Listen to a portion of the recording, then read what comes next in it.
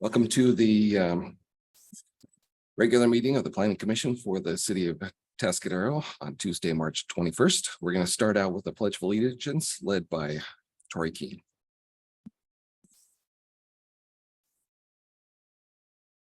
I pledge allegiance to the flag of the United States of America and to the republic for which it stands, one nation, under God, indivisible, with liberty and justice for all.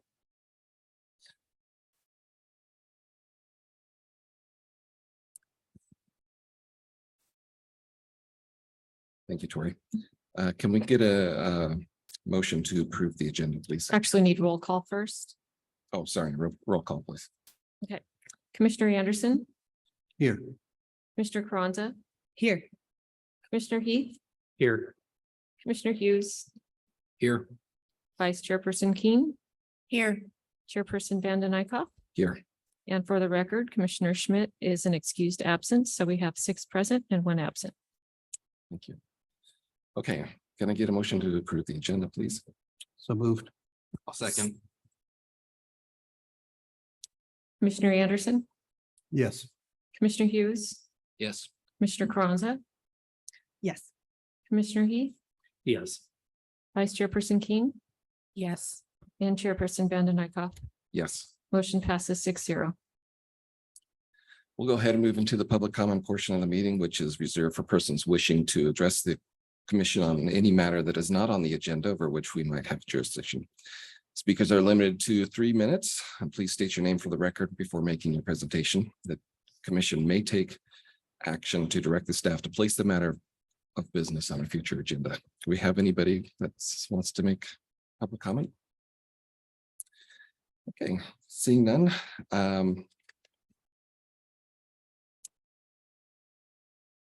We'll go ahead and go into the can I get an approval to a motion to approve the consent calendar, please? I'll motion. I'll second. Sorry, I missed who did the motion on that. Me. Okay. And who's second? Thanks. Okay, Commissioner Hughes, Yes. Commissioner Heath, Yes. Commissioner Anderson, Yes. Commissioner Carranza, Yes. Vice Chairperson Keen, Yes. and Chairperson Vanden Eyck. Yes, Motion passes 6-0. thank you. Okay, then we'll go ahead and move into our public hearing portion of the meeting. For each of the following items, the public will be given an opportunity to speak. After a staff report, the chair will open the public hearing and invite the applicant or the applicant's representative to make any comments. Members of the public will be invited to provide testimony to the commission following the applicant. Speakers should state their name for the record and can address the commission for 3 minutes.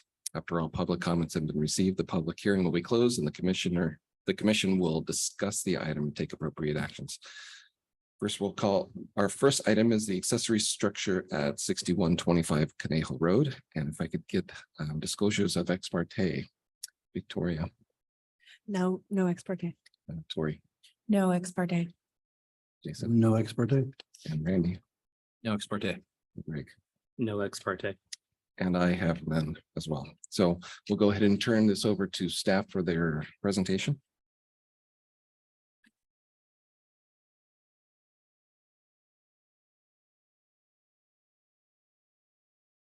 Thank you, Chair, members of the commission. Good to see you all tonight. It was a couple of years ago that we actually made some significant changes to our municipal code to really streamline the review of oversized accessory structures.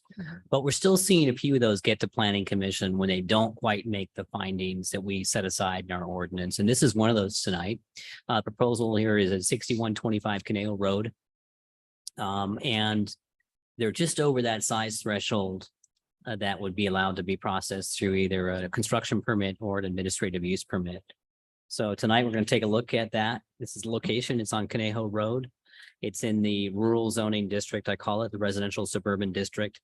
In this particular case, their lot size is just about 1.09 acres, which puts it in a category of being a non-conforming lot. That doesn't mean a whole lot. It just means it's smaller than what our general plan allows for today.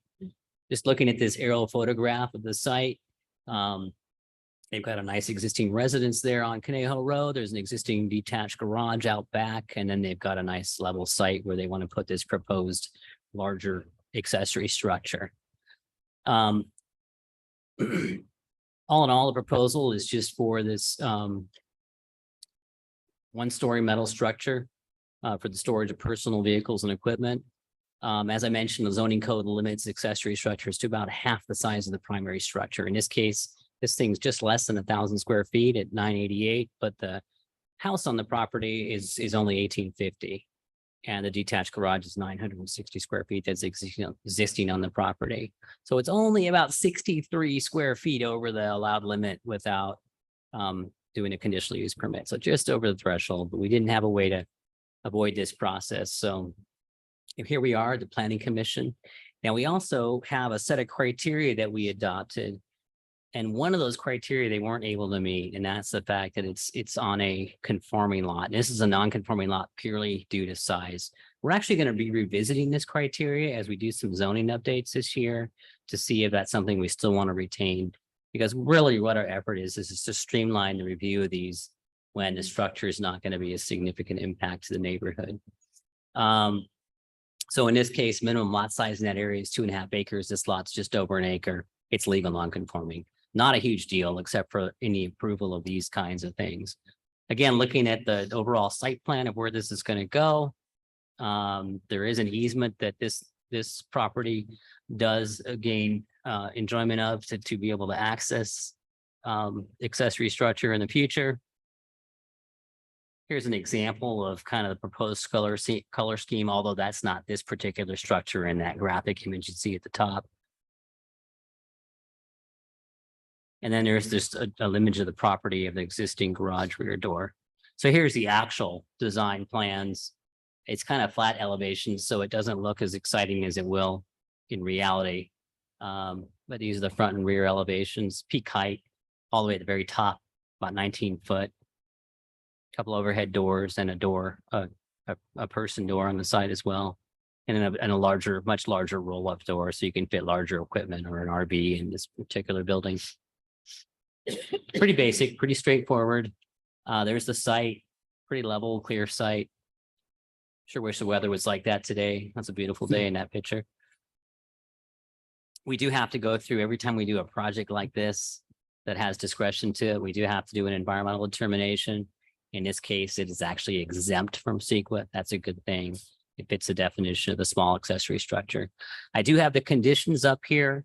We can talk about those. There's nothing really substantial that's different than our stock conditions. Basically build it like it's shown. Those are the stock conditions that we have for any CUP. It's valid for 2 years. We do have some minor ability to modify it. And the recommendation we're leaving you with tonight is to adopt this resolution that allows for this to be approved and allows for them to proceed forward with a construction permit to allow for this accessory structure. Thank you. I'd be happy to answer your questions. Thank you, Phil. Any questions from the commissioners of?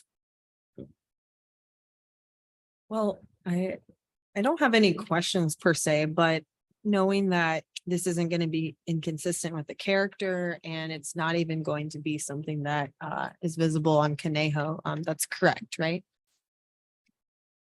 For the most part, that's correct. I mean, it all depends which angle you're looking from. There might be very slight visibility, but it's not something that's going to be in your face. In other words, it doesn't seem to be, because of its significant setback. It's in the location where we want accessory structures, Right. rear of the site, rear of the property. So yeah, it's not going to be significantly apparent. So this is kind of where we would suggest that these be. Yeah, those were my top concerns looking it over, and that's the main things for me over here. Any other questions of the director? I got one question. Just, I know it looks like we got the supplemental application for it. And I'm just wondering, did they file for it in, looks like 8-3122? Or there's another date on 12-7. I just want to know like when they started this process. I'm going to defer that question to the applicant team when Okay. they started this. I haven't been intimately involved in this application Okay. through that. And so let's take and see if they'd like to provide some testimony as to that. And And sometimes applications are in the system for some time and it can be a delay on the applicant's end, or sometimes rare cases on the city's end. Let's take a look at that. Okay, sounds good. Thank you. Any other questions for Stan? Okay, in that case, we will go ahead and open up the public hearing and invite the applicant to address this if they'd like to. Are you the applicants? There's a podium over here if you would like to come and tell us about your project or answer any questions we might have.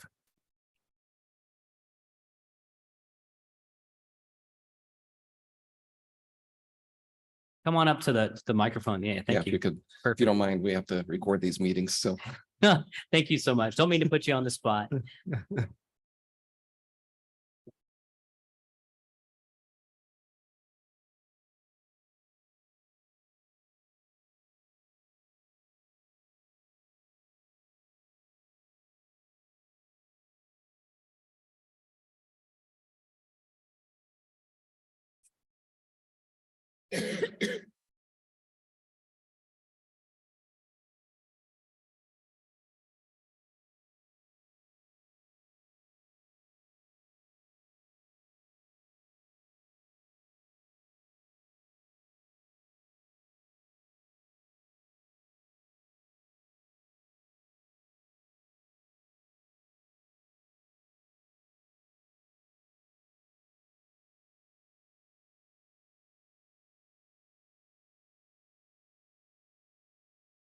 Great, thank you. Randy, do you have a question of the applicant? Yeah, so when did you start the process, get the ball rolling for this?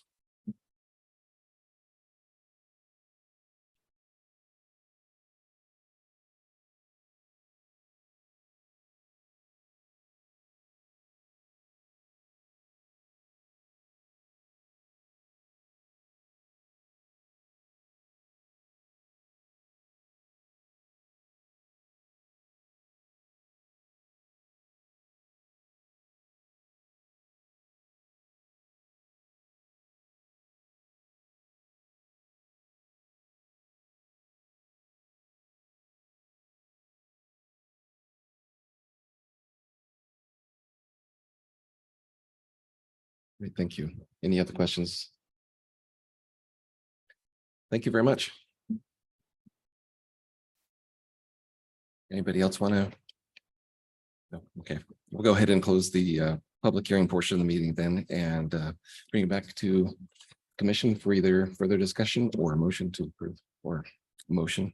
on this. I'll motion to approve. I'll second. Okay, we have a motion.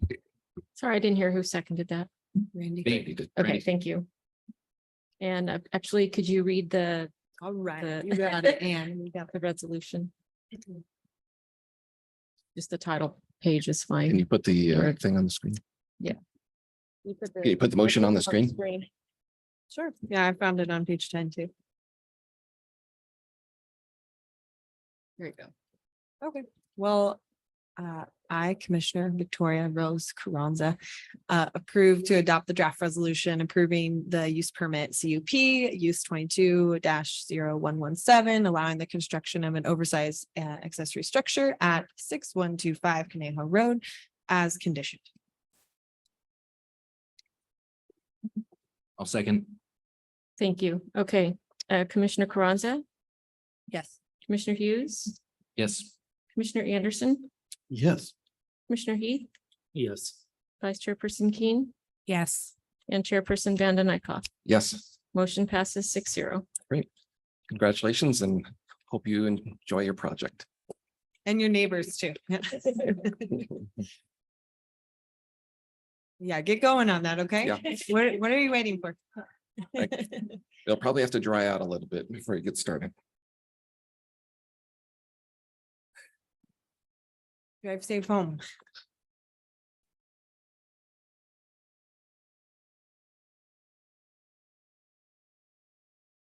Now we get to talk, guys, about the director's report. That's, Yeah, we I was have, looking forward to chatting with you all tonight. I really am. all right, well, we're gonna have our director's report. Tell us about the general plan update.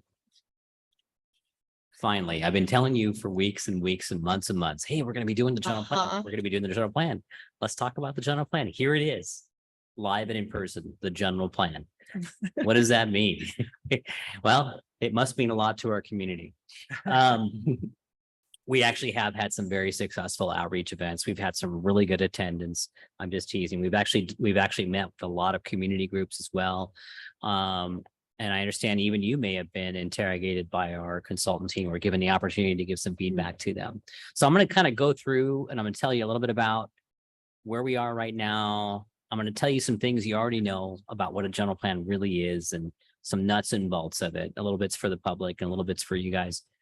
But also we're going to pose some questions tonight that you've already seen. And we're going to also tell you kind of how the public's responded and where the trends are going and what's coming. So this is big. This is fun. This is going to be a big basis of our activity and community development over the next 2 years. In addition to a lot of community development projects that we're doing. I like to start out with this, like, what is a general plan? I mean, when you hear that terminology, sometimes people would think, you know, what really does that mean? I like to go back to these basics and talk about what it really is. But it's not just land use and zoning, but it's everything. It's transportation, it's housing, it's fiscally, how is the city doing? It's infrastructure, it's environment, it's public safety.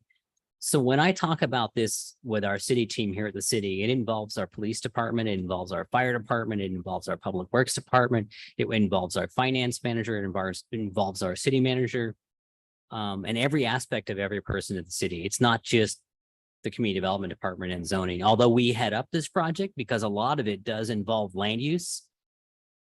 It touches every aspect of the city. It's how we want to grow as a city, but it's also how we want to be as a city. Socially, physically, financially, everything. So this is a big deal, but it's also very high level. It doesn't actually implement law.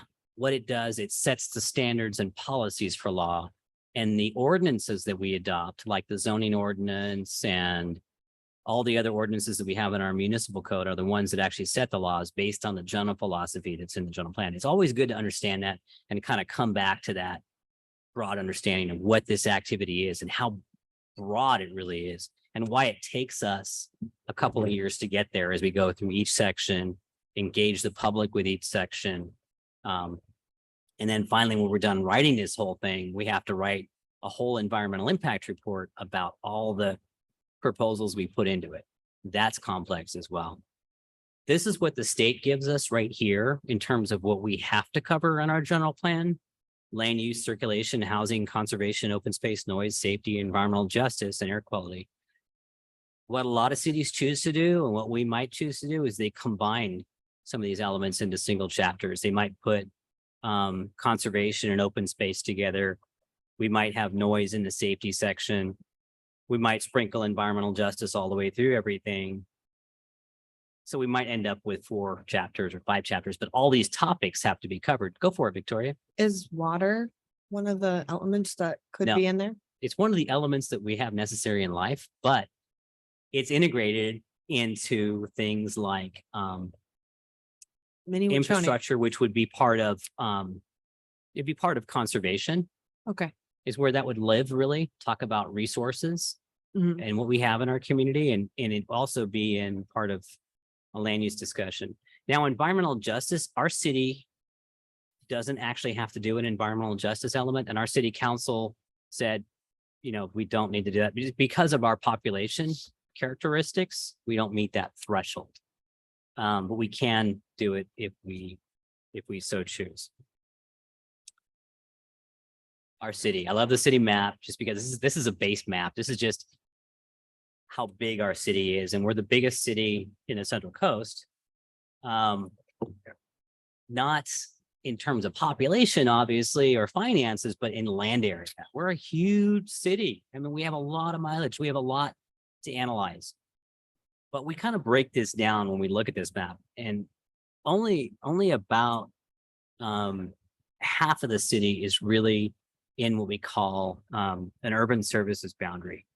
and that boundary is not even shown on this particular map, but it's much closer in the areas that we actually serve with wastewater and that we have a higher concentration of density. Those are the areas that will be the focus topic of the general plan update.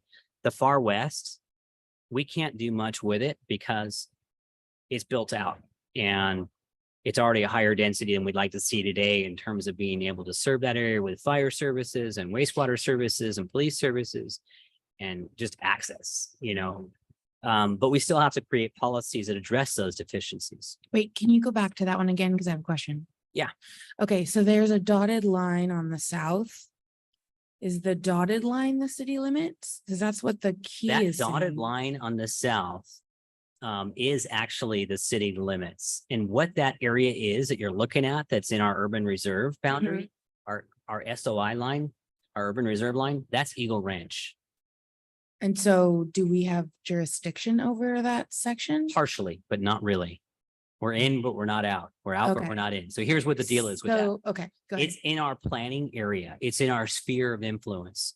It's recognized in our general plan, but it's officially not part of our city boundary. That is actually county. So the county has jurisdiction in that area, but we have jurisdiction on policies for that area. So we have a relationship with the county and we develop that bond through this document called a memorandum of agreement. It's called an MOA, and it's a 10-page document that says what can happen in that area.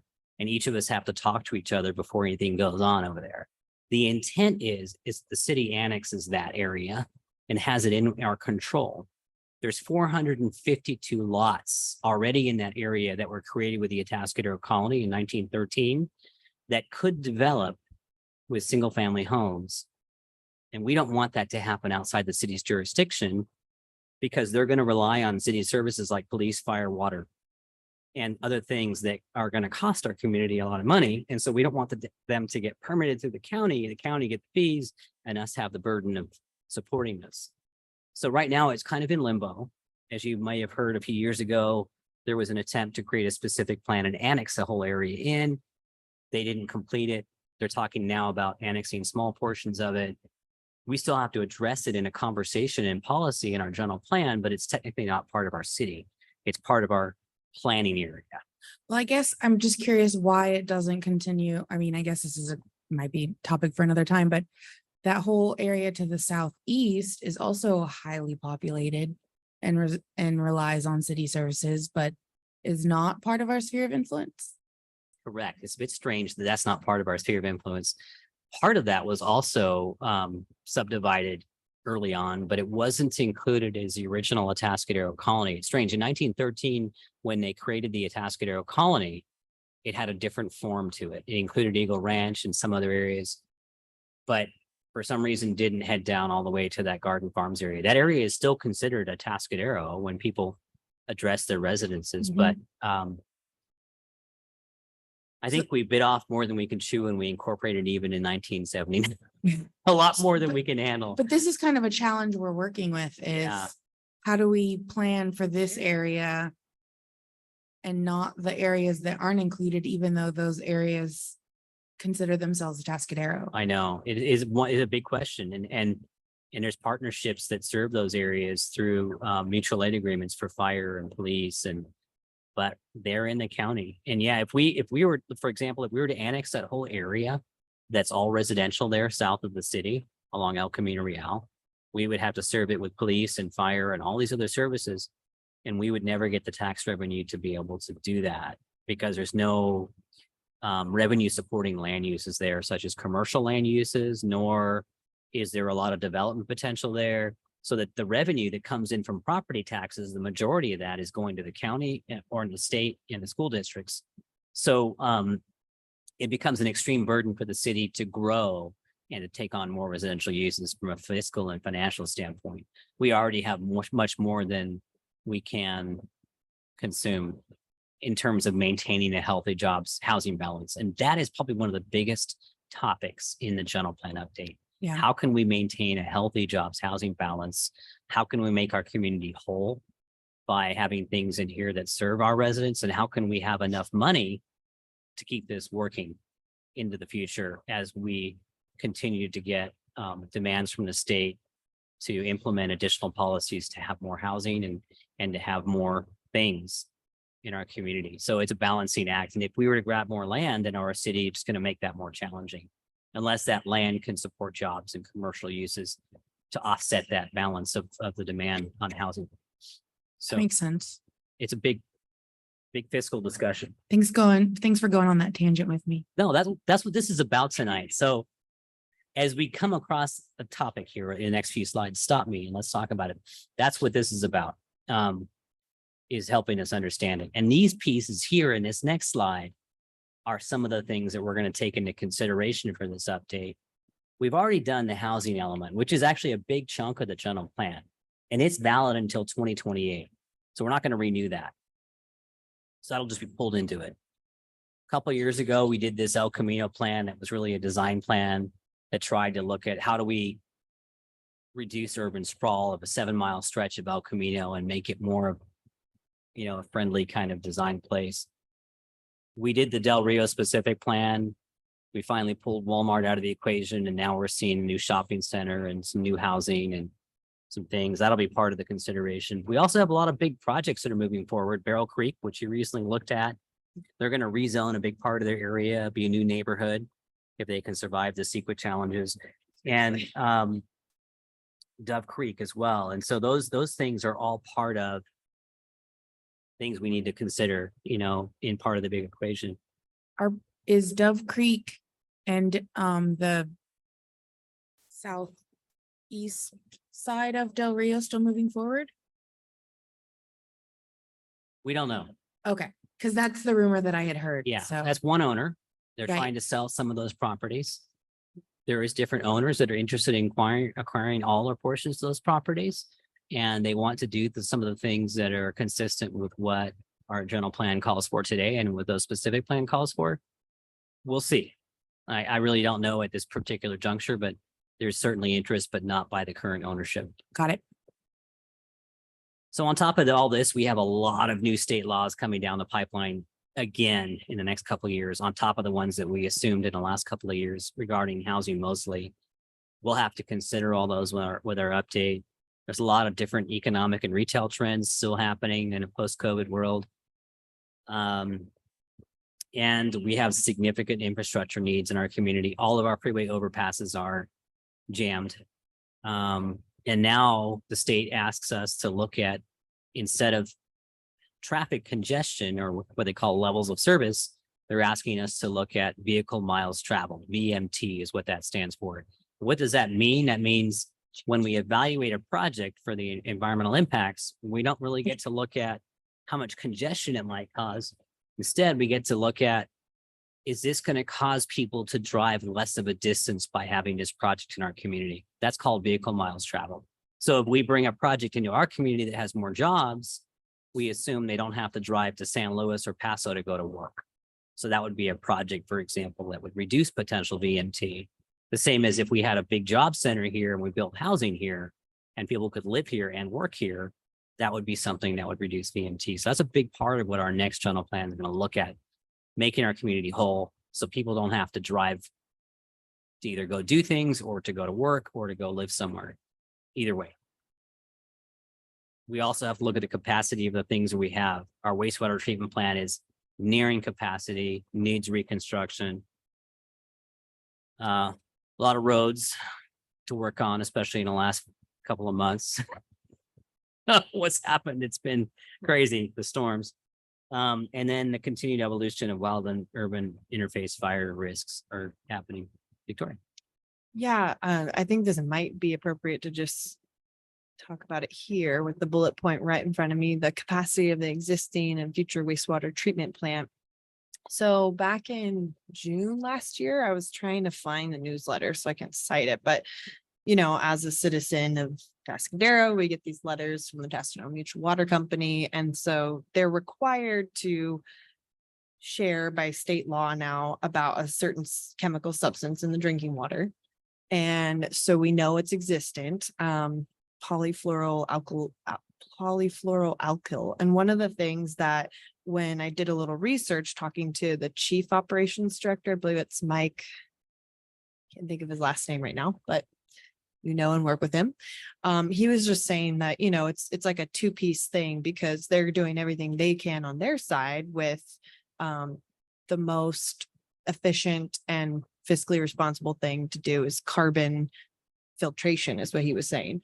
But on the upstream side, it's going to be about what do we do with the wastewater potentially that's going to be needed to be treated possibly. And so that's not their property. That's ours, correct, as the city? Wastewater treatment plant is ours. Right. Tasker Mutual Water Company has a lot of the water pumps in the well, in the river basin.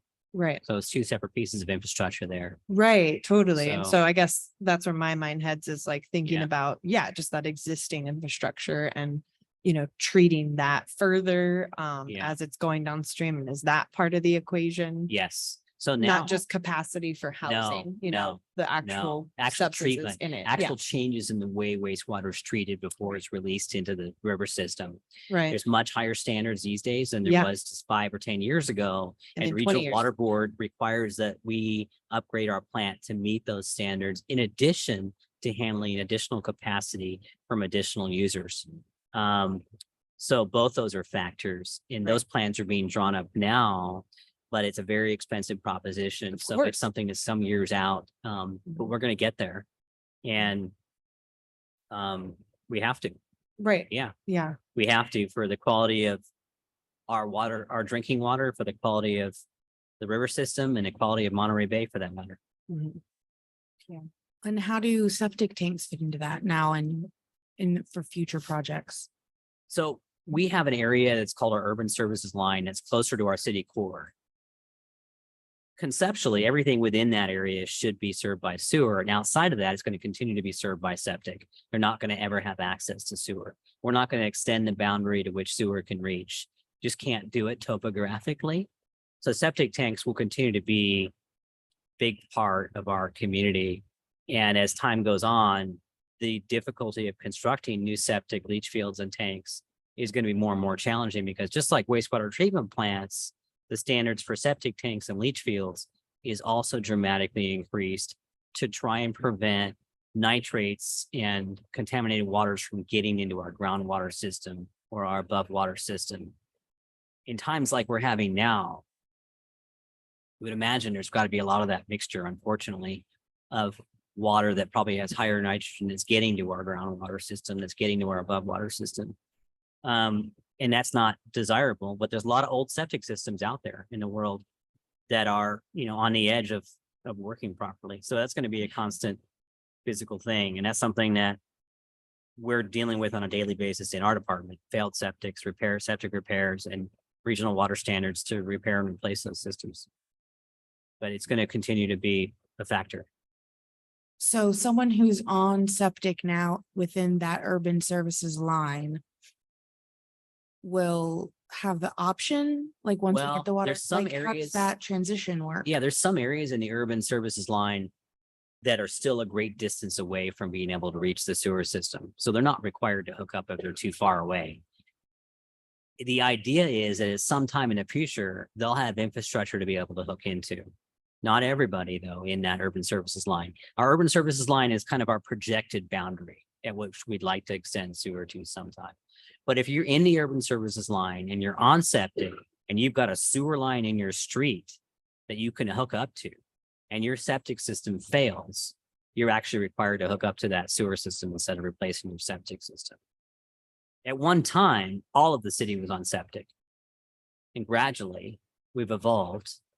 And everyone's hooked up to sewer, you know, it started happening 50, 60 years ago. So, you know, eventually everyone in that zone will be hooked up with. It's crazy all the time. We come across properties that are on septic and they're within access of sewer along El Camino Real for that matter. A lot of properties are still on septic and they have sewer in El Camino, but because they've had a septic for so many years, it hasn't failed. It just hasn't triggered that hookup. And that's a cost the homeowner has to. Homeowner or commercial property owner, Okay, they have to pay the cost to hook up. They have to pay that. But it's a lot cheaper to do that than it is to replace a tank in a leach field. and if they call a septic company, will the septic company tell them you're actually required to hook up? We Or hope is that so. something they need to know? We hope so. We hope Okay. that happens. That communication's out there. But what happens is they usually come into the city to file for a permit to get their septic Oh, replaced. okay, And that's when it's triggered to say, well, actually, you've got sewer available. We're going to require you to hook up. got it. That's Okay. how that happens. So there's a check somewhere. There's a check. Okay, Oh, yeah. fabulous. We really got down into the weeds. That's good. I like it.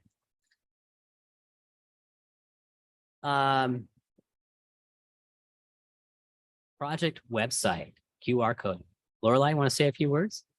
I'm gonna call on you because I told her I might call her tonight just to talk a little bit, so she can be engaged. Yeah, the launch of our project website started right at when we were starting our Hot El Camino nights and our let's see, our car show down at the park. So we had a booth out there and we had coasters in a lot of the restaurants and bars. And we were just encouraging people to check it out. Take a very quick survey of tell us your favorite thing about Atascadero, what makes it special, and just starting to get engagement and awareness. So people knew where to come from when they were when they're looking to either sign up for updates when we were getting closer to workshop season, or where to find our existing conditions reports and atlas and all of those things that would be posted. So we had a lot of success. We have had a lot of fun with it since then. We've changed the surveys as kind of we're looking for new content. So some of the questions that Phil just kind of talked about and that are in our staff report have kind of been featured on there. And now we have, of course, our general plan atlas, which is kind of our overview of existing condition document that's open right now for people to go online and comment. You can actually use kind of a map. It's kind of, I think they call it Canvas or something is the program you can put post comments on. So it's very interactive. We'll be posting our next series of engagement. Phil will talk a little bit about schedule, but we just finished our first round. This is one of the last pieces of our first round of engagement workshop series number 1 right now. And we'll meet with our staff team and then we'll move on to phase 2. So. Absolutely. What I'm going to do is I'm going to go through just some of the questions that we asked the public. And I think if any of you were interviewed by the consultant team, you might have been asked these questions. And I just like to go through these and have them up there and, it could stimulate conversation with us tonight. We don't have to actually answer all these questions. If I had members of the public here, I'd ask them to provide input. So this is kind of our chance tonight to provide general input on our process. But these are the questions we've been asking people. In our events. We had some really successful events where we got a lot of feedback. The compilation of that feedback is actually attached to your staff report. We haven't really delved in deep into that yet and really quantified it, but we wanted to give it to you. But these are the kind of questions that we ask the public. What are the strengths, assets, and unique qualities that make Atascadero great? What should be protected or enhanced? What's your future vision for Atascadero? What kind of big, grand ideas you have? And then on the flip side, what are the challenges that we have in Atascadero, not only for employment and development, public facilities and services? These are all really big questions that help us really develop the background for where we're going to go with this. And then, are there successful development projects that you think are interesting in town and why? What are our biggest mobility and transportation challenges? There's a lot of them that I can think of. It's mostly because we're a rural community and we have rural mountainous roads that are miles away from urban centers. And we don't have enough population to support a really good transportation infrastructure.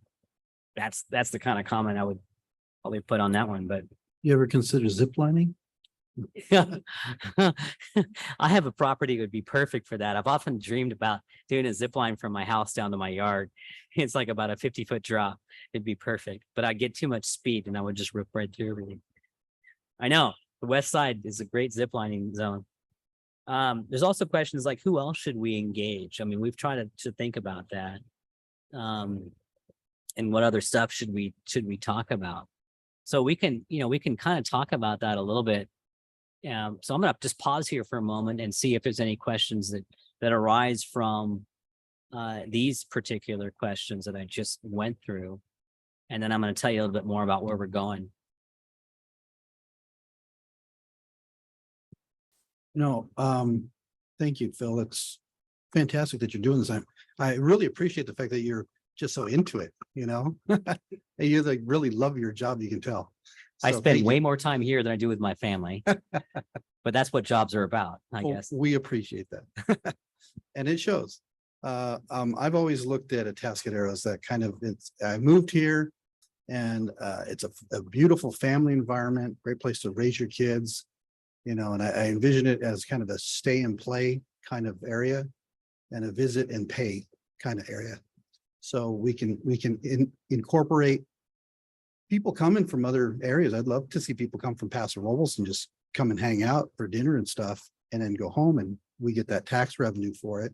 And we still have strong schools, beautiful parks, a zoo, all that stuff for us to enjoy locally.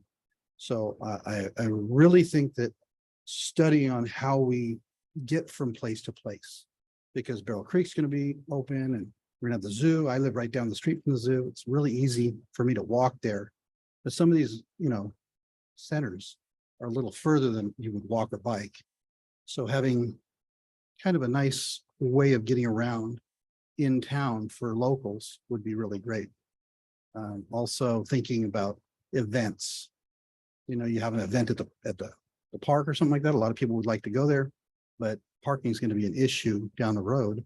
If we could have some sort of, you know, city transportation that would allow a lot of people to go to a central location, enjoy them, that would be a great, it's a problem. I'm just laying at your feet, so I don't have the solution, but if you have any ideas. I think it's a great comment. And I think it's something we pondered.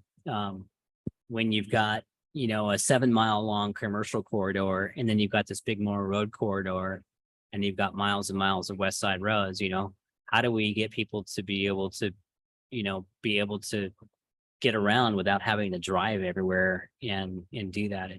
It's a tough equation in our town. And if you put things in place, is there enough population to use them? You know, are all the questions we ask.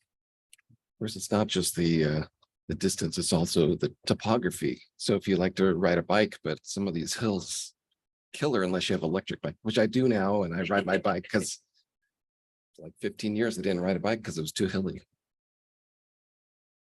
Yeah, that was actually one of the almost exact comments I had, was some sort of central transportation thing, particularly for events, because like, I mean, we used to live about half a mile from the city center, so we could walk down for things, but now we live 3 miles. And so like, it's like, do we go and struggle for parking? You know, do we like drive around for parking for 20 or 30 minutes until we find a spot? Or just don't go because so many people are coming from out of town, which is fantastic. But it's just like, ugh, I don't want to deal with that. So I'm just not going to go. And so and I'm sure I can't be the only one that thinks that way. But it's rough when the local people can't go to our amazing festivals because they can't find parking because they live just far enough that parking is an issue. So I think if we could even just try it out, like particularly the Tamale Festival, I would love to go to the Tamale Festival again, but finding parking is a freaking nightmare. So that's just my 2 cents. But that was definitely a big topic of my personal interview, was how do we get around this long, skinny city without making people drive up and down El Camino all the time? I think we're in luck because we're building A zip line? parking structure, What? Oh. You're just springing this on us now? What the Yeah. heck? but it's not really a parking structure. But it's going to include more than 150 parking spaces. And we're not going to That's have, true. and we're not We going to have are. to buy land for it. That's because the true. land's already In there. our lovely El Camino development project. And it's going to make El Camino look like a beautiful place to hang. It is. And it's going to have parking. But and do it's you, gonna have do you know how trees. many people come to the Tamale Festival? I know. Like And- every year they run out of tamales. And It's a parking. lot of people. Yes. So things are going to get better in that front. If I'm a planning commissioner, do I get like reserved for Tori Keene, vice chair of planning commission spot? There's got to be some benefit to being a planning commissioner. Right? Jason, you had a question? I would like to motion to Ah, approve that. I was, you know, I'm kind of the outside of the box kind of guy. And I grew up going to Disneyland, and the monorail was supposed to be our salvation. I wonder how much it costs for Disney to operate that monorail and if it would be something plausible. We'd be the only people on the Central Coast. That sounds like a Simpsons episode. Yeah, that'd be like a tourist attraction in itself. Come ride the Atascadero monorail. Yeah, not the people mover, the No, monorail. yeah. The people Monorail. mover was awful. It Yeah, is actually the most expensive form of transit per mile is monorails. Oh, Way to man. rain on the I parade. know, I know. I hate to be the bearer of bad news. The happiest place on earth just got I real was, sad. I was hoping it would work because I could just put my Pokemon Go app on and just all day instead of having to walk. monorails were an idea for the future back then. It was a great idea. I remember the one they had, if anyone went to Busch Gardens when it was in the San Fernando Valley in the seventies. I had a monorail that went right through the middle of the brewery. It was pretty interesting. I remember that as a kid and it was just it was a fantastic thing. And that was when they were really trying to push monorails as a innovative transportation technology. So if monorails are the most expensive, then subway's cheaper and we should do that instead, right? Especially in California with the earthquake. I can't remember the plan exactly, but I brought this up in a meeting months back. It was around the connectivity of the trails and like this county-wide plan that is formed already. And we have a particular region that is our zone by Home Depot and the bridge, and you're shaking your head, you know what I'm Yes. talking about. So regional, what Mhm. is happening right now is SLOCOG, who's Uh-huh. our regional planning authority, Yes, are it working is. on a regional transportation plan. Uh-huh. And that's a plan to connect communities together and to connect them internally as well. So that's a really important factor you bring up. One of those many projects in that regional transportation plan is a project called the Missing Link. And it's a Yes. connector trail Yes. that connects Atascadero to Templeton, especially for residents that I think live we were two. in the Really? neighborhood Yeah. behind Home Depot. And it allows kids to walk to school who go to Templeton High School that are in that district Mhm. right there in North Atascadero. The project has met a number of challenges, but we're still working on it. Yeah. It's an expensive one. And it requires some land acquisition and it requires some A lot of expensive agreements. bridges, but we're gonna do it. And it requires partnership from both Caltrans and Union Pacific Railroad as well. Thanks. So, one topic I kind of am a little bit, something that's been on my mind. We went over like the outreach, mentioned as far as site development and going in the downtown area to get feedback.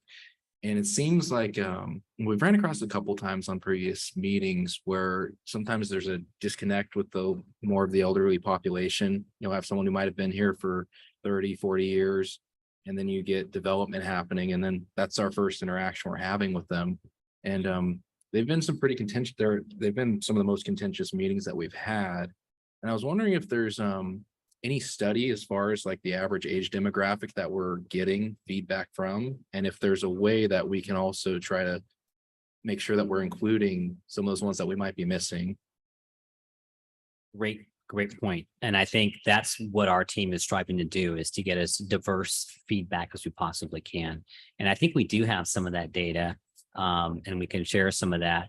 And that's why we're using all kinds of different formats to try and gather data on this, whether it's through the internet, whether it's in person, whether it's actually going out to specific clubs, going out and actually targeting and saying, hey, come on over here. Let's talk. And so we're trying all kinds of different formats, and we are getting a variety of different things. And there's a lot more of that to come. The in-person one that we had in our foyer of City Hall got a pretty big cross section because we did it at different times and different days, kind of like what we did with the downtown infrastructure plan, and it worked really well. And then there's also the QR code and internet stuff for those that are more savvy with that. But if you think of other innovative ideas, we're happy to listen to. We're trying to look at every possible avenue.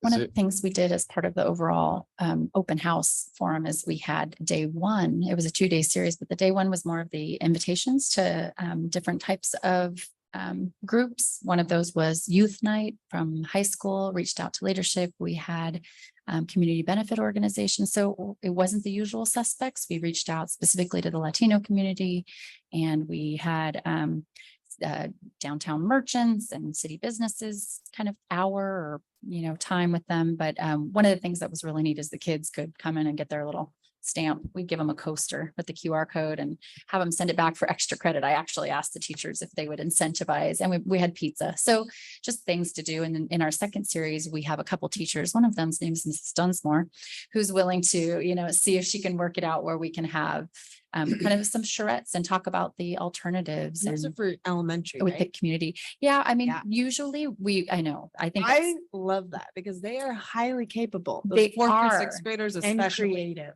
yes. They'll think of stuff we never will. 5 ideas we write down, they've come up with 500. It's amazing. It really is. And we honestly, I keep saying this, but you can't say it enough. You can't really have a conversation about the future without the future in the room. How many people come to comment in these meetings that will never see a project realized that's a 25-year vision? I mean, a lot of us won't see some of our exciting projects come to reality. So I think that's a highly important topic Yeah. as far as involving going to the stakeholders, mhm, not just having them like in leadership, you're invited to come to the city Sure. hall, but going in, like you said, to The the design series. shreds to Mrs. Dunmore and other teachers Yeah. in the elementary grades and middle school, Fine Arts Academy, 4th through 8. Yeah. Our next series, we've talked about just securing a place on a really nice outdoor day at the lake. We were going to do the lake pavilion for this, but it was booked for this workshop particularly, but instead we said, let's do it on Farmers Market Day. We'll open the doors. We'll put some signs out there that says, hey guys, over here, and do a 2-day series. And it actually worked real well. We were actually going to have it in the foyer of the movie theater in case people were intimidated and to come into City Hall and feel very rigid you- and professional. So If you need to utilize us, I'm actually volunteering my entire commission. If you give us a script of what we could do, like yes. a PowerPoint, we can help you go into the classrooms and do this on a streamlined level and it not be just this unequitable, only because Mrs. Dunsmore happens to know the director to share the Okay. design shred. Sure. Yes. My kids absolutely. go to the Montessori school and I could totally go in there and talk to them. I've done a bunch of projects with them and it's Love 4th it. through 6th grade and they Love would that. have Yeah. tons of ideas. And it's great too, because Let's when talk. we. Let's do this. let's Yeah. do it, All right, yeah, sweet. I think that's This fantastic. is, I don't know, this is where I will sever and not speak for the entire commission, but I particularly am very passionate about youth engagement. So Definitely. I think that everyone's shaking their head. I mean, Plus I we know, can tell them how cool it is to be a planning commission. civic engagement, that's Yeah. another layer. Yeah. The council specifically opted for an optional task in the scope of work to say, we'd like you to do a series of youth charrettes. So we'll be that's doing awesome. that. And we just need to see how it syncs with the school year and all of that stuff. It might be in the fall, but we'll have it. So. I had Yeah. one other, sorry, I'm not talking over anyone. Am I? Okay. I do that sometimes. So one of the key takeaways is addressing housing affordability. And I guess that brings up a couple of different topics for me. One is, is there any way to have some sort of jurisdiction over rental properties, vacation rentals, but even like, big corporations coming in and buying up the housing and then renting them for sky high.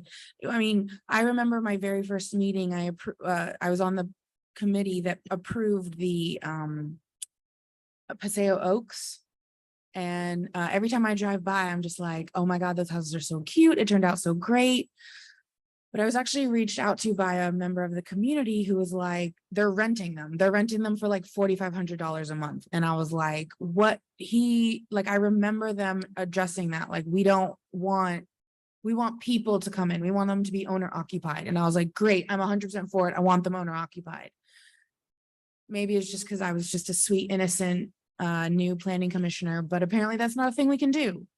It's very challenging to do that legally. I will tell you, Grand Oaks, most of it is owner occupied. There's only 1 or 2 that were bought and rented. And so Okay, well, that's it good has to know. worked out successfully. There's other challenging cost and construction issues with that project because the developer has run a little short on funds, but that's a whole nother story. Yeah, I mean, everything Anyway. just skyrocketed after they started it. But I guess my Yeah. concern is like, here we have Barrel Creek coming in with 20 whatever single family homes. I mean, I understand that not everybody can buy a home, but at the same time, there are plenty of people here who've been renting for years. And when you have 20 people applying for a house, clearly there's enough people that can do it. And so for them to get pushed out because, these people come in with cash offers and, they knock people who need homes out. It's like, I understand that we may not be able to do anything, but like, I guess I'm saying, what can we do to address that part? Unless the project is an affordable housing project that has a deed restriction put on it by the city, there's not a whole lot else we can do. Now, if a project comes in that is required to do affordability, such as Barrel Creek, it is required to do some affordability because they're doing a legislative project. But the city council could also grant them just to pay a fee and get out of the affordability, and that money goes to our affordable housing fund. But unless they do something like that enables us to put a deed restriction on those properties about who they're sold or rented to and at what rates they are, then there's no other ability. And then in that case, it's completely up to the owners of that property how they choose to rent or lease those properties. So you're and there's a telling me I lot of have to go to lots. John Laird and get him move in Yeah, on something, so right? it's challenging because But those the deed idea is it's restrictions also are a free only- open market too. The So deed restrictions are only on the affordable units, right? typically, yes. Yeah. And some projects are 100% affordable and they're all deed restricted, and we have a Right. number of those in the city, and that's different. But But if for they a can just- project like a project that calls himself Affordable by Design, which is what Grand Oaks Concept sold us on, at the end of the day, they can sell those units for whatever they please, and they can sell them to whoever they want. Yeah. And those people can do whatever they want with them. And part of that's good, part of that is not good. So it's difficult where we draw the line and how involved we get with the private real estate market. And that becomes a very political topic, as you know. So Fair. Yeah, no, um, definitely. So I have a question, Ty, with that criteria that you just described. Does that also equally apply to like the Airbnbs, stuff like that? that's different. So what you're talking about when you talk about Airbnbs, you're talking about a vacation rental. That's the same as a hotel motel. Yeah. That's a stay less than 30 days. That a lot of cities choose to regulate. A lot of cities choose to put a cap on the number of houses in their city that can be an Airbnb. A lot of cities put high fees on those. A lot of cities put complete moratoriums on them, or they restrict how many can be in each neighborhood. City of Atascadero has no limitations on Airbnbs at this time. One or more of our council members has voiced an opinion that there should be restrictions and the rest haven't. So again, that's a political decision.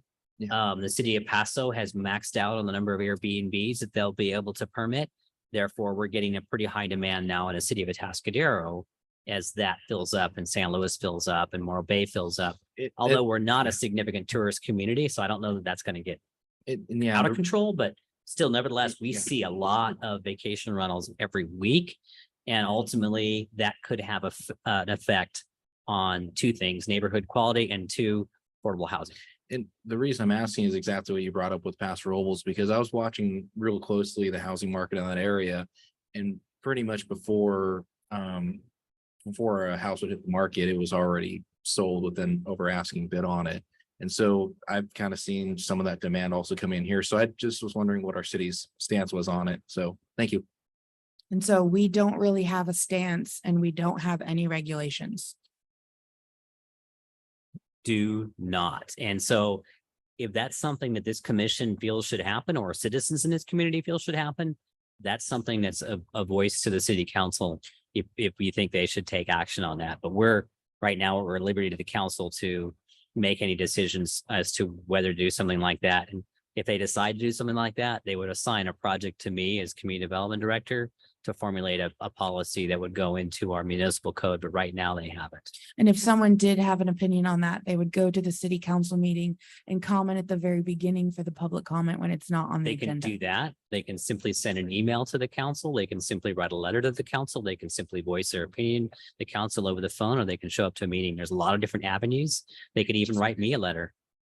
So all of those things can happen. And that is a topic that was briefly touched on in our strategic planning this year, but it did not evolve, didn't go anywhere. So Is it something too where I believe, we don't, every meeting we have at the back, we've got commissioners' comments and reports. That's something that we could suggest and get voted in to be able to have a bigger discussion on as an item, right? yes, you So can as a that's- commission as well Right. talk that's an about item. that. But Is that- ultimately, in the end, it would be up to city council. Right. But as far as formulating something that is. So if you wanted to formulate as a commission, All of us. an to talk opinion on about that it. factor and a recommendation on that factor, you can. Or if you want me to bring back more data to you, I can. You can ask me, say, hey, Phil, go spend a couple hours and pull a bunch of data on the number of vacation rentals in your city and let me know where we're at. I would like that, please. I mean, it doesn't have to be you. You can pass on Sam, to can you do Lorelei, that that's tomorrow? fine. Run a report. No, but I actually am genuinely curious how many Yes, we we can- have. We can bring that back um, to you. Where, you know, at what your next hearing. neighborhoods they're mostly in. And even really the price ranges for things. This has been something I've been genuinely curious. I'm sure I've asked about it many other times. But with affordable housing, it just seems like something that needs some focus if we're going to talk about ways to get more affordable housing in our community. If I may, as a very small silver lining, I believe it's state law that says that new ADUs can't be used as vacation rentals. And of course, ADUs at the moment are not a very large percentage of the housing stock in Atascadero, but in terms of what's coming through for permits for new residences, ADUs are a very high percentage of that. So But people saying they're using them for vacation rentals and people actually using them for vacation rentals is two different things. So that's very true. that's why it would be interesting to know how many are actually listed on the Airbnb website and how many we actually know about and what that kind of difference is. So. Okay, I'm done. Can I I'm switch sorry. gears here? I'm curious if you all, my commissioners, because this is our chance to actually talk in a group. This is where we get to do that. The page 37 at the end, where it was summarizing the stakeholder input, and it says the city should explore a parkland dedication ordinance requiring new developments to provide park and open space or pay an in lieu fee dedicated to building new green space or funding capital improvement park projects. I thought that was a really great idea. I don't think I specifically said that verbatim, but I definitely was talking about the need to preserve our assets of open space and also how to fund some of the things like pocket gardens or playgrounds, or, you know, if we are going to in the future build out community gardens or things like that. So I was just curious about my commissioners and what you guys thought of that too, and whether or not that's something we want to highlight. Well, I think that the way we helped Barrel Creek to incorporate more green space is going to be really useful, because the more green space that we have owned by the city means the more that the city has to pay for upkeep. Right. And I'm not saying that that's a bad thing. But at be the same unsustainable. time, yeah, it could be. And so if we can encourage developers to take that into consideration, since mostly it doesn't rain here and people can play outside and it will bring business to these commercial centers. I think that that's going to be a really positive way to go, especially with Barrel Creek and the two on Del Rio specifically. I can't. And even Dove Creek, I mean, they were going to incorporate sort of like a circular thing with a big open space in the middle. So I think just being conscious of that and asking the developers about, like, you know, tell me about this green space. Can we incorporate more into your design? Where can we make more spaces for that? There are some areas that, I mean, I know through COVID and businesses struggling, like the downtown cinemas, that was an area where there was a lot of discussion about how to reamp it and whatnot. I mean, and when you go in there, there's a lot of really successful businesses that are there, but you look at the center and it's just a quarantine dirt lot. And right now we've got so much rain coming down on it. It's just water runoff. But there are areas that maybe businesses may be able to be incentivized to have something for community engagement, because it'll also benefit them, because they might have more foot traffic, but also make their area look nicer and kind of be like a little bit of a jewel. Because I remember that it was brought up that we wanted the cinemas to survive, and a lot of this was talked about. So, I mean, there is an area, I think we already have some that can be reamped, and I think you have a good point. It's just about how do we make it to where it's beneficial and also not killing the city for upkeep costs. Like Jason said, a stay and play areas where people want to Visit hang and out. pay. Visit and Yeah. pay, yeah. Stay and play, visit and pay. Yep. Yeah. I just, And, What? sorry. I like to see, projects that minimize the city's, burden financially. So you have open areas. That's why I love the Barrel Creek project, because they'll be dealing with a lot of that, greenage and upkeep based on the profitability of their shops. More profitability for shops means that people like them, so it's a privatized. Obviously you can't have everything privatized, but I think our job is mainly how do we connect these things and make them fit? Right. We don't want, it not to fit. And I think we've done a really good job with downtown. It's a really nice place to visit, walk.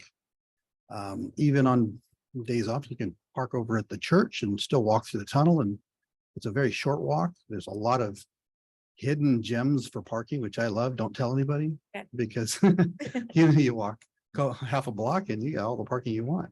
That's the good thing is we have a lot of private property owner cooperation with parking. Nobody gets, toe happy.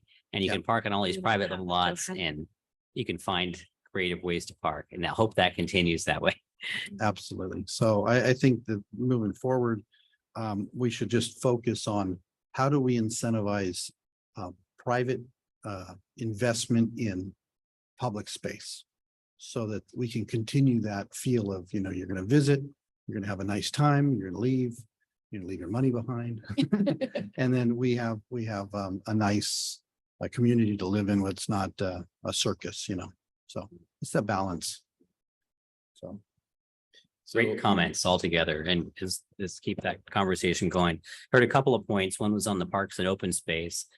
We actually already do collect park and open space funds from every development project that go into a fund that we use to build new parks and new infrastructure. In fact, a lot of those funds went into creation of our most recent plaza that was built. And it goes into the creation of new green spaces, but a larger project, kind of like when Apple Valley was built, I mean, they were required to put in a park, and that was part of that park and lieu fee. But expanding on that and looking at more opportunities for that is certainly a key area to continue looking into. And that is what the general plan will do also, is look at factors like that. But here's a little bit of the timeline. Here's kind of where we are right now. So we're still in this discovery and visioning stage. That means preparing the background reports, which are existing conditions reports. I'll talk a little bit more about that. Identifying the issues. That's what we're doing by getting some public input. And we're even talking with staff. We're looking around the city, and then developing these vision and guiding principles. And we've already done the community engagement series #1. So we're still in this stage though of discovering and visioning. Then somewhere around May, we're going to transition into this exploring alternatives phase. And that's where we really look at, okay, where's some opportunity? Where might we need to change the general plan designation or zoning of a property? And then once we start getting some alternative ideas, we re-engage the public to say, okay, here's some things we're thinking about doing with the community. We're thinking about doing nothing. We just love it the way it is, or we're thinking about exploring the following opportunities. Then from those opportunities and those alternatives, we'll actually draft the general plan with all new policies, and we'll have to prepare the environmental analysis for that. That'll happen towards the end of this year. And then that'll continue early into next year. It's funny that you put it that way, around, we're thinking about doing nothing. Because I've been having those conversations with locals that have been here since they were babies. We're thinking that maybe you should do nothing, Victoria, is what. Yeah. Yes, I mean, so I know that's a yeah. funny statement. No, but it's a it's a reality. whole philosophy around Sure. what does growth mean? Yeah. And so So- this whole process isn't about how can we grow a Atascadero into something astronomical. This process is about how can we sustain our community. And when I talk about sustainability, I'm not talking about environmental sustainability, although that's a part of it. I'm talking about fiscal sustainability or making everybody happy. How can we be happy? And being happy for some is leaving them alone. Being happy for others is I want a restaurant I can go out to without having to go to a different town. I can go out for date night. I can go to work here and my kids can work here. Do we have all those things right now? We're not whole yet. Making us whole might make us grow a little bit, but doesn't mean we have to change a lot. It just might mean filling some holes in that we have currently. And so that when I say doing nothing, that's what I mean by there's nothing dramatically different that's going to probably come out of this effort. It's going to be, let's stay the course, but let's fill in the gaps and let's plan for being able to fiscally sustain over the next 25 years.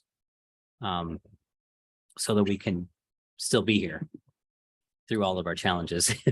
That's really what it's about. So our next step in this process, we are tentatively scheduled to go before the city council on the 25th to report to them on the feedback we got from all of our input, kind of the same stuff we're telling you tonight, and then to do a check-in on our existing conditions reports and to kind of tell them about, what's coming next, kind of like what we're doing with you guys tonight.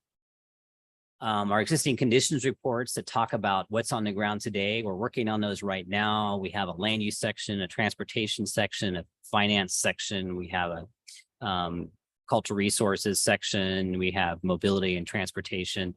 We're going through those now. And what those do is document what's on the ground today. They'll be done. And those will lead into what our alternatives are going to be, which we start talking about in June. Oh, I missed the very first one. We're here tonight. Planning Commission study session. Why is this going backwards? That's okay. It just is. Lots more to come next year than this year. And then this is more for the public, but we talked about this a little bit. How can you get involved? We're going to have a lot more events. We have our website. We're going to have social media. There will be future events. We do have a way for folks to sign up for email notification on our website. And these are, again, I just mentioned our existing conditions reports we're working on now. So a lot, it doesn't seem like we're doing a lot, but a lot of what we're doing now is just engaging the public and figuring out what's on the ground today. And that means what's the condition of all of our roads? Where all of our roads? What's the condition of our existing land use? How, what's the sentiment of our community? What's the condition of our wastewater treatment plant?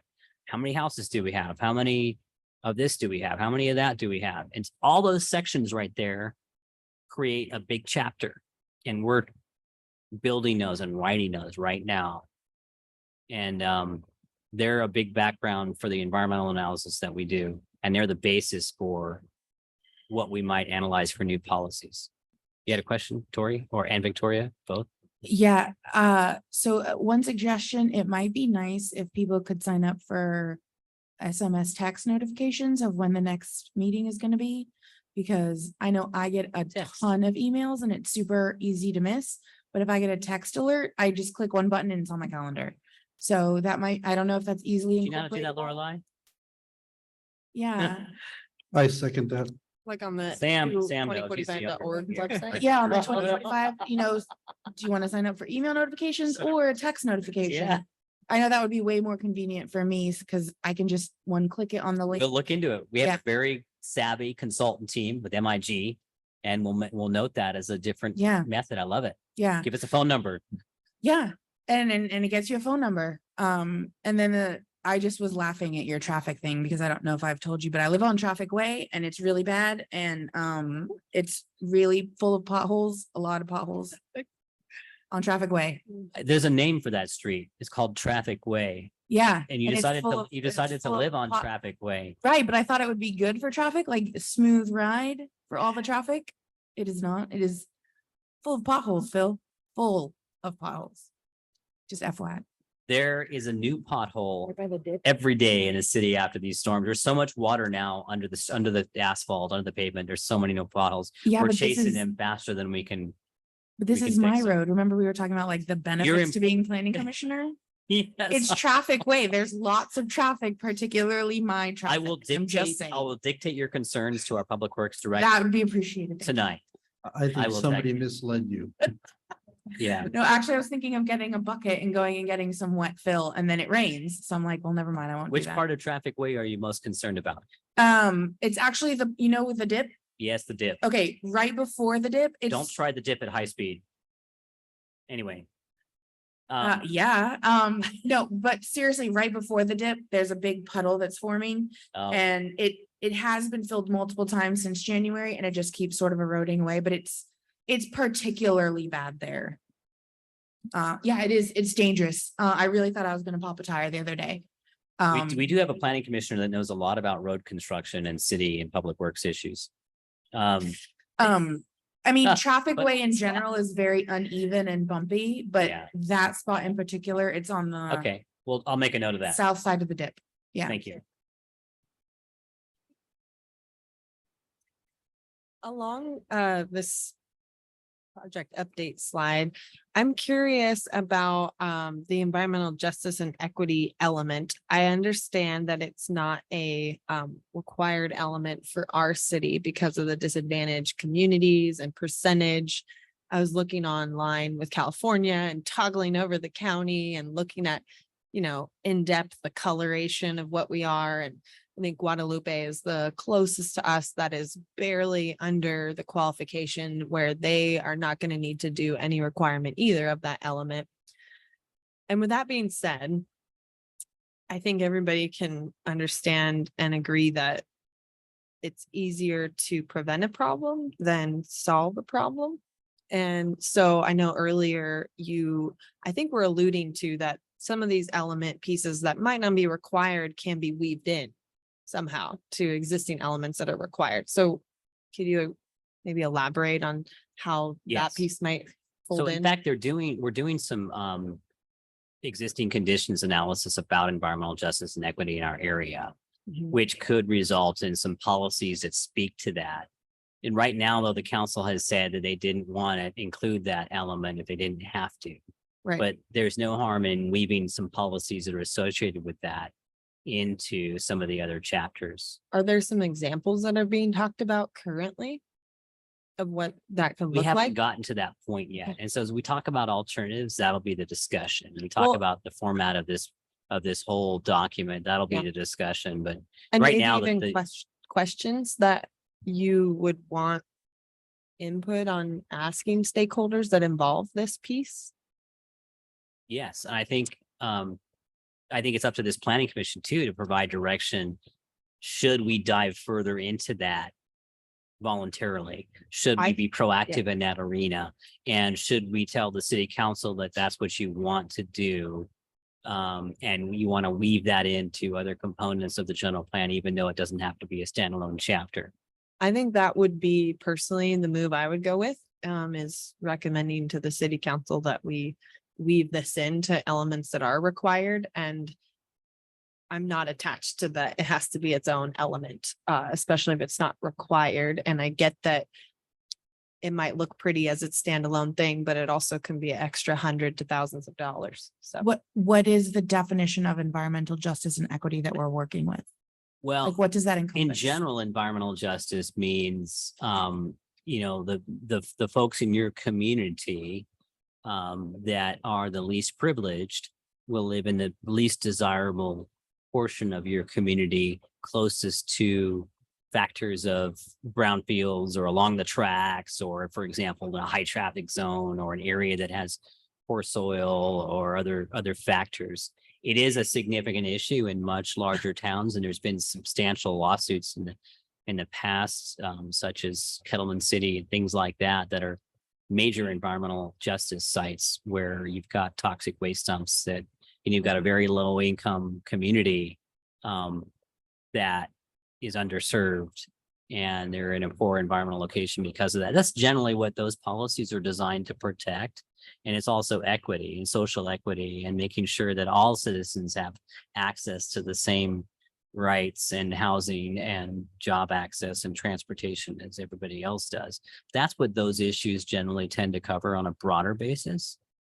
I mean, yeah, thinking about the stakeholder groups that I run in with open space and watershed protection and things like that. At least I've been hearing from community members about some people just don't want to be housed, and some people want to live in the river.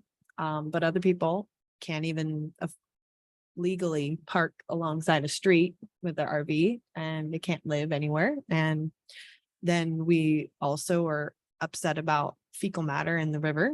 And that's something that AMWC brings up all the time to us on the Slow Beaver Brigade. As far as effluent. And so how do we solve some of those problems, I think, and make it equitable? And I think, easy example of that could be a vision of toiletry services, not just for people that live down there. I call them river dwellers, not homeless. But for people that are visiting the open space trails, so they're not just popping a squat anywhere. That would be nice. But on that, I think it is an important thing to work into the report, because it feels like, whether on purpose or not, Atascadero kind of has a really good basis for not having, the right or wrong side of the tracks.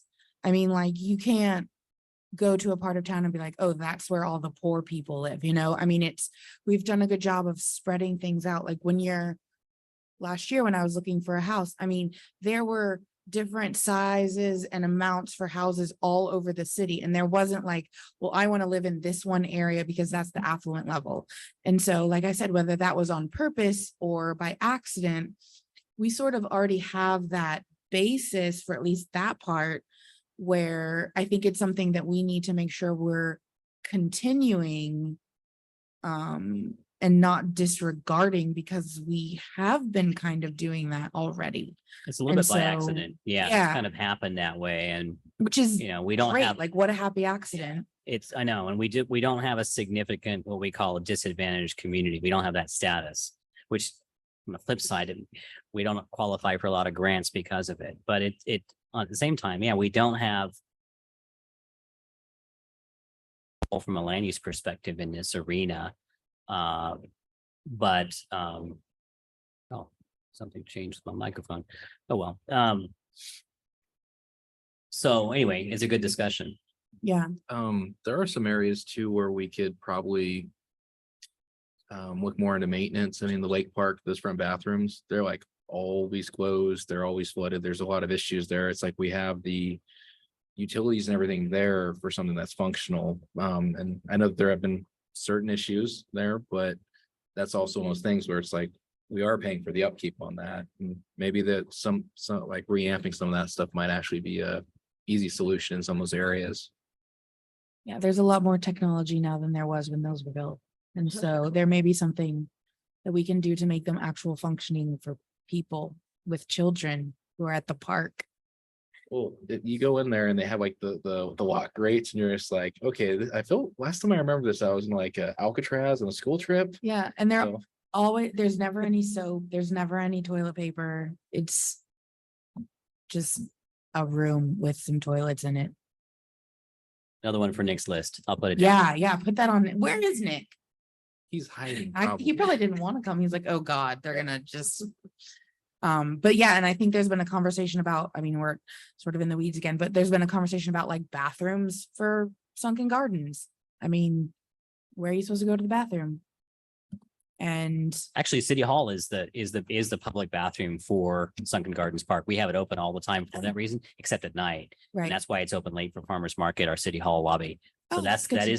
that is a big men's and women's restroom there that's available for Sunken Gardens Park, which saves the city hundreds and hundreds of thousands of dollars a year by building and maintaining a separate structure. Yeah, In addition, the private businesses serve as default for that as well. That's been a longstanding conversation and a very difficult topic. Yeah. Because a lot of other cities that have done these standalone restrooms in parks like that, where there's not a big population all the time, and ends up being a very significant maintenance factor and crime factor. In a park like downtown Paso, where you've got a lot more people around all the time, it's easier. But because Sunken Gardens is so quiet at night, especially, and all the businesses are vacated, it becomes a really significant challenge. And that's why that choice has been made for now, until at some point in the future when that becomes an active area and it needs that and has that presence to support it and law enforcement to support it. Yeah, I agree with that. A lot of times when you're dealing with that public private space, You know, you have businesses that are open and they usually have restrooms. And if it's business hours, usually you just pop into a restaurant or someplace for a public restroom.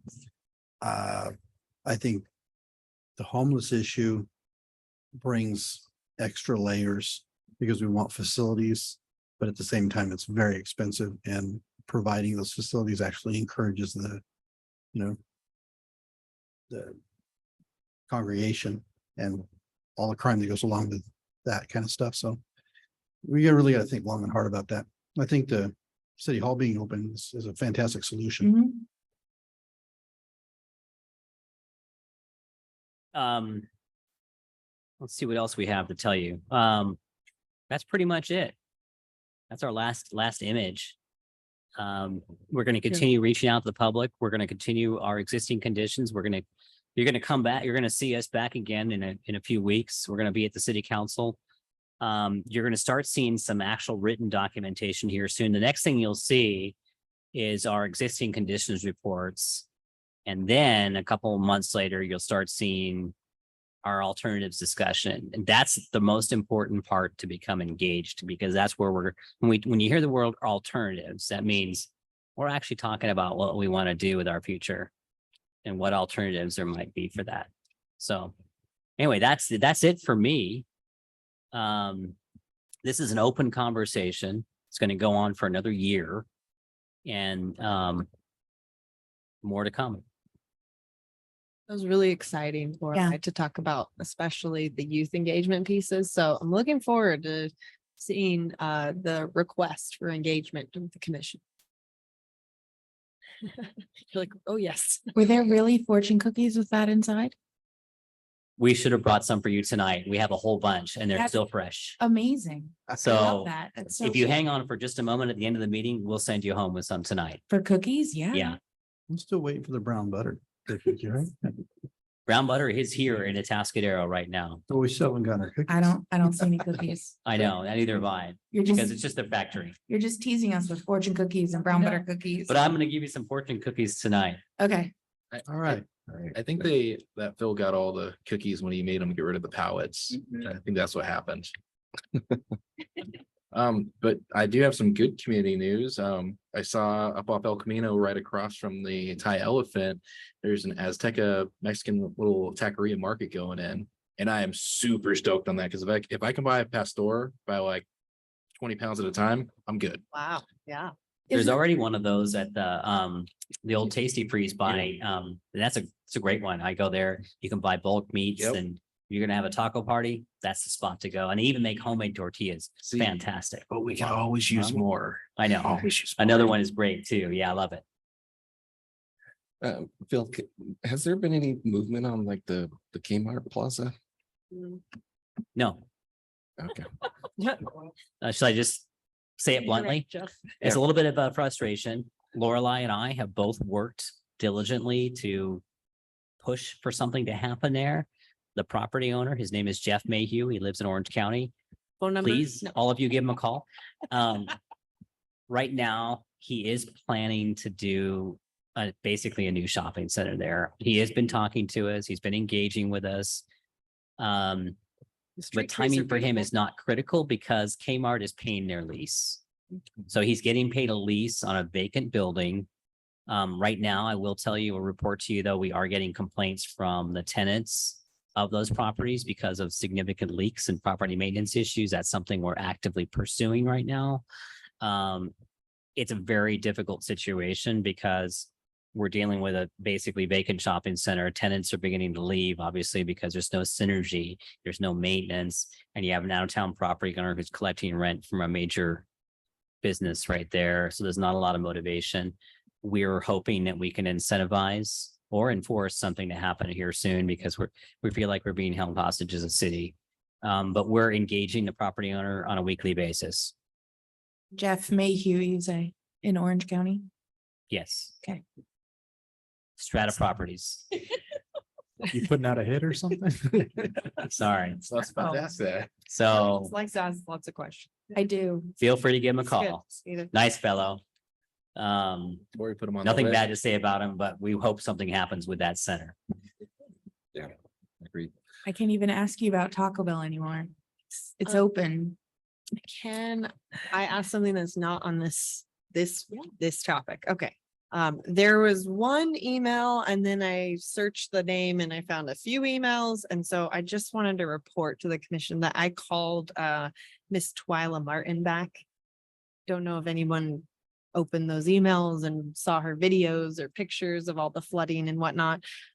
I just decided to take the initiative to see if she had gotten a call and she immediately started crying, actually. She was in tears saying, "I'm sorry, I can't talk right now. I'm just really happy someone got a hold of me."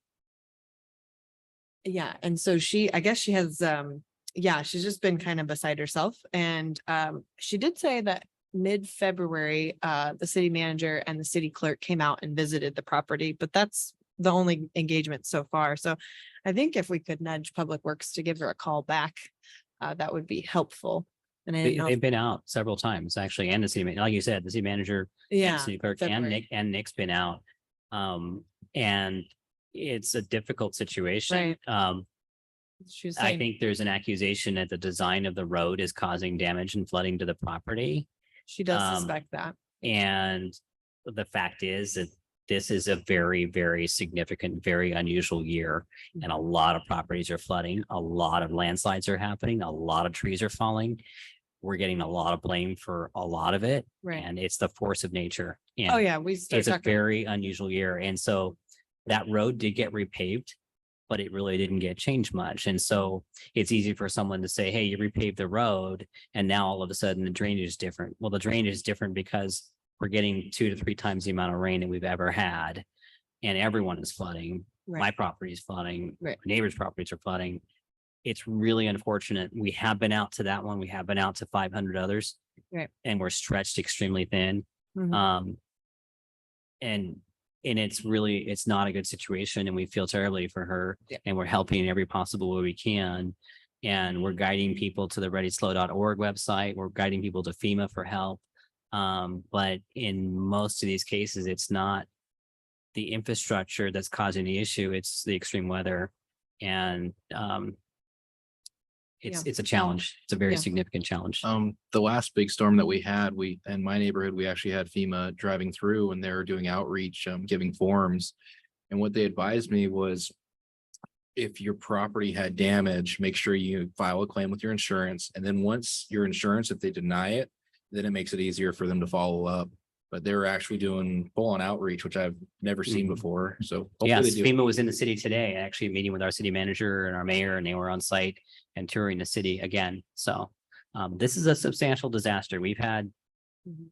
quite a long series of storms, and again, it's happening tonight. Yeah. It's absolutely crazy, and there's a lot more than just Twyla's property. Of but course, yeah. she has a significant issue, and we're working on it.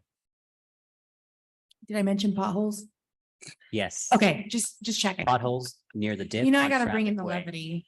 I mean, it is, Yeah. I saw Twyla's emails and I just felt like there's nothing I could do, but I'm glad you reached out to her and I at think- least gave her a little hope. I mean, it's. not Yeah, the there's city's a little fault. bit of just needing to Yeah, follow up with someone who's trying to throw a dart at, with Yeah. blind and just trying to get some contact. And so there were no promises made on my end. There Yeah. was no, there was no statements. There was mostly just a deeper listening and we. And I talked think about- that's the key is people, I Yeah. mean, she needs to understand that she's being listened to. So thanks for Yeah, reaching out. yeah. But yeah, it is really important for people to go to readyslow.org, right, Phil? Yeah. And file those claims with FEMA so that they can get the federal money that's there to help them with these problems because nobody wants their house flooded. Yeah. And it's important to get that help. Sure. Well, thanks for that. Any other comments from our planning commissioners? Okay, do we have a meeting scheduled for the 4th? It shows on here. Are there May the items 4th for be the with agenda? us. Let's April see. 4th. Oh, it's April 4th, not May. That's right. We do. Oh, I forgot my schedule. I knew I had it here somewhere, but. I can tell you what it is. Annette, you're just amazing. Thank you. It's a project to add a generator to an existing cell site on Vista Bonita. Oh, that's so interesting. I will actually be in Washington, DC that day, so I will not be here. Oh, you DC, gonna- what's going on in DC? Are you My- gonna talk to? My, Paul? yeah, I'm talking to Paul. all the people. Are you kidding me? I got a list. Good. No, my son's sixth grade class is going on their school trip to DC. That's and fantastic. I am 100% the most excited person Have you in ever that been? school. Never. Oh, you're in for a treat. We are on the list to go on a White House tour and a Congress tour and like every museum Oh known to my man. gosh, that's I'm- wonderful. I'm beyond excited. I am quite literally the most excited person in this school to go. I More promised- excited than any of the Oh, children. that is wonderful. I promised I would take my kids there 4 years ago and Yeah. then there was this weird thing. We're that going happened. for a whole week. That's great. Yeah, I'm very excited. So- I'm finally gonna go this summer. So Phil, just So so I you won't be know, there. if Traffic Way isn't repaved, it's getting brought up over there. I'll be home April 10th. Okay, April 10th, I'll be home. I That's think pretty you're going over your head. Yeah. And Tori, you'll be happy to know there is a Taco Bell downtown Washington DC. I'm going to take a selfie there and email it to all of you. She's gonna eat a quesarito and then go straight to Biden about the potholes. No way. It's the cheesy gordita crunch. Yeah. All right, well, then we will adjourn until our April 4th meeting at 6 p.m. Thank you, everybody. Thank you, guys.